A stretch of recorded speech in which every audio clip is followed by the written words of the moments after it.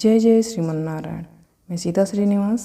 आज मैं आप सबको बताऊंगी कन्या संक्रांति के दिन विश्वकर्मा पूजा का क्या महत्व है, कन्या संक्रांति का क्या लाभ है, कन्या संक्रांति व्रत करने से किस फल की प्राप्ति होती है और कन्या संक्रांति का शुभ प्रभाव और अशुभ प्रभाव क्या है।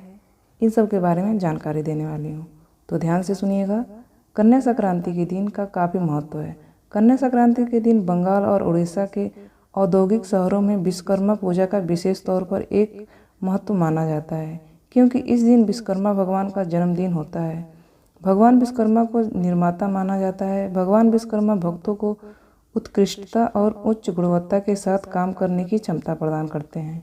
यह दिन मुख्य रूप से सभी प्रकार के उद्योगों, दुकान, स्कूल और कॉलेजों में मनाया जाता है। विश्वकर्मा पूजा को छोटे और बड़े कारीगर द्वारा आगामी वर्ष में बेहतर प्रगति के लिए कार्यशाला में आयोजित किया जाता है।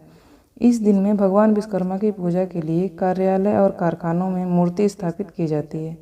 बिहार, महाराष्ट्र और गुजरात सहित भारत के सभी हिस्सों में विश्वकर्मा मंदिर को अच्छे से सजाया जाता है और विधि पूर्वक पूजा की जाती है।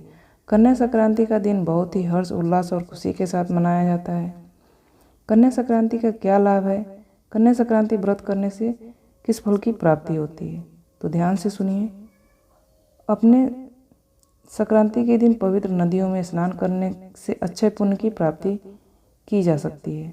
मजदूरों और कारीगरों को भगवान विश्वकर्मा की पूजा जरूर करनी चाहिए। ऐसा करने से सारा साल उनके कामों में बरकत बनी रहती है। इंजीनियर, यंत्र चलाने वाले, इंजन चलाने वाले, यंत्र बनाने वाले, मरम्मत करने वाले देवगुरु विश्वकर्मा जी को माना जाता है। इसलिए इन क्षेत्रों में काम करने वाले लोगों को विश्वकर्मा भगवान की पूजा प्रेम भाव से करनी चाहिए। ऐसा करने से व्यक्ति काम में प्रगति और मनचाही सफलता प्राप्त करता है। इस दिन मशीनों की पूजा करने के बाद उन्हें फूलों से सजाया जाता है। धूप दीप दिखाकर देसी घी का दीपक जलाया जाता है। मान्यता है कि इससे मशीनें सुचारू रूप से काम करती हैं और सारा साल मशीनें रिपेयर करने की आवश्यकता नहीं पड़ती है। पूजा के बाद विश्वकर्मा भगवान को फूलों और मिठाइयों का भोग लगाया जाता है। ऐसा करने से विश्वकर्मा भगवान प्रसन्न होते हैं और व्यक्ति को अपने काम में तरक्की मिलती है। कन्या संक्रांति का शुभ मुहूर्त क्या है, शुभ प्रभाव क्या है और अशुभ प्रभाव क्या है, ये बताने जा रही हूँ, तो ध्यान से सुनिएगा। कन्या संक्रांति के कारण कुछ व्यक्तियों को व्यवसाय में बहुत लाभ प्राप्त होता है।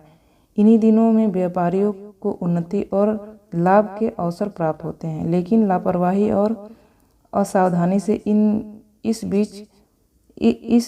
दिन बचना भी होता है, क्योंकि चोर और असामाजिक तत्व इस दिन अधिक सक्रिय होते हैं।